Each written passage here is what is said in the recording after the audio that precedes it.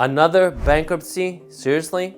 This is what I have to wake up to in the morning? 183 power units, 171 truck drivers. An Illinois trucking company has filed for Chapter 11 bankruptcy. But are closures and bankruptcy the same? Maybe we should get into that a little bit. But before we do that, let's get to know the company that filed for Chapter 11 bankruptcy earlier this week. Nationwide Cargo primarily hauls general freight, fresh produce, and meat. So by the little that I read about them online, the company has obviously been involved in a lot of crashes, a lot of accidents over the past couple of years, and also is a part of 3 current lawsuits. One in Tennessee, one in Illinois, and one in Arizona. Anything that you read about these guys just doesn't come out that clean. So in this video, let's have a little bit of a deeper dive on the company that is currently filing for Chapter 11 bankruptcy, and we'll also talk about what is the difference between a closure and Chapter 11 bankruptcy. So let's get into that. All right, so I have a subscription to Carrier 411. So our brokerage team over here, before we give loads, we have to do a search on companies before we give them any of our freight to haul. So here it is, the company that went under, Nation Cargo Incorporated. Let's look at their power units. So currently 183 power units, 171 drivers, leased trucks, leased trailers, own trucks, own trailers. So you can see all this information. In 2021, they drove 11.1 million miles. Now let's look at their basic scores. So safety rating, you can see unsafe driving, 73.8, red flag. Hours of service compliance, threshold. Crash indicator, threshold. Vehicle maintenance, threshold. So this is not good news for a carrier. Let's have a look now at their carrier safety rating. So it currently says that their safety rating is conditional. Everything else seems to be, I guess, okay with this company. You can see that their carrier authority is good, that their insurance coverage is good. So this is just very generic. I would go a little bit more into detail if I was giving a load to any one of these carriers, just like, for example, in this situation, you see that there's a lot of red flags. Hey, do you have an app, product, device, or technology that can benefit our North American truck drivers? Well, guess what? You can become a featured sponsor in one of our next videos. With a vast community of over 450,000 truck drivers across all our platforms and an impressive 9 million monthly views, I can definitely bring your product out to the spotlight. You want to be a part of our community? Join all these companies that have already partnered with us. Interested? Well, email me at sponsorships@ettransport.ca. And now, back to that video. Let's talk a little bit about the difference between Chapter 11 bankruptcy. So what happens under Chapter 11 bankruptcy? You go to court, you apply,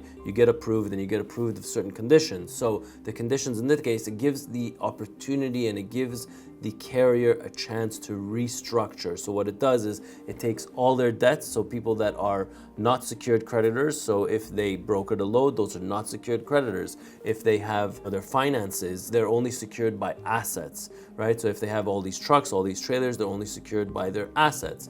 Now, a lot of the times they will come to terms with the financing companies where they can push their leases out for the next 6 months, for the next 4 months, giving them a chance to restructure.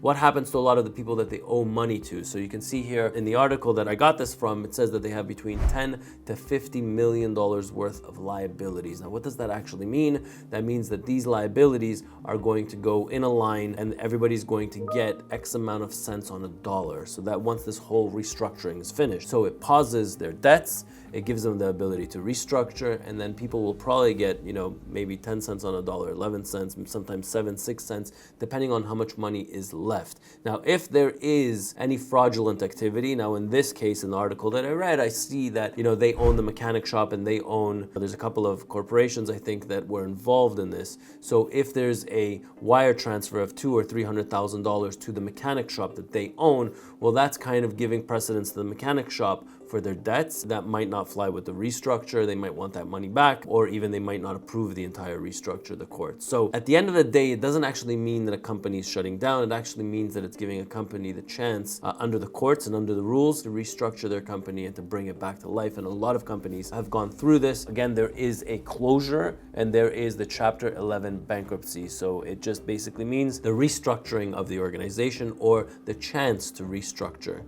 the company. What happens to the drivers? What happens to the trucks? I don't know. With all the news out there, as a driver, do you feel comfortable, being a part of this company? Probably not. I'm sure that those truck drivers are going to find other locations to work for unless they get paid literally COD. So they come, they do a delivery, they get paid for it. That's the only way that I would feel comfortable working for a company like this. But I feel like just looking at their gross sales and comparing it to our gross sales, for example, when I see what they've done until March or until the declaration of this Chapter 11 bankruptcy. I mean, you think $9 million on a trucking company that has 183 power units. Well, that's how you know how bad it is out there in the US. Usually a company with about 100, 120 trucks, they should be probably grossing out 13 to 14 million dollars per quarter. The fact that they declared by the time they did it, probably, middle of March, literally almost, 2.5 months in, just shows that, the company is struggling, not just that they're struggling with their gross sales, and their gross sales are generated by these power units, and these power units are very much affected by the economy, and the economy, as we all know,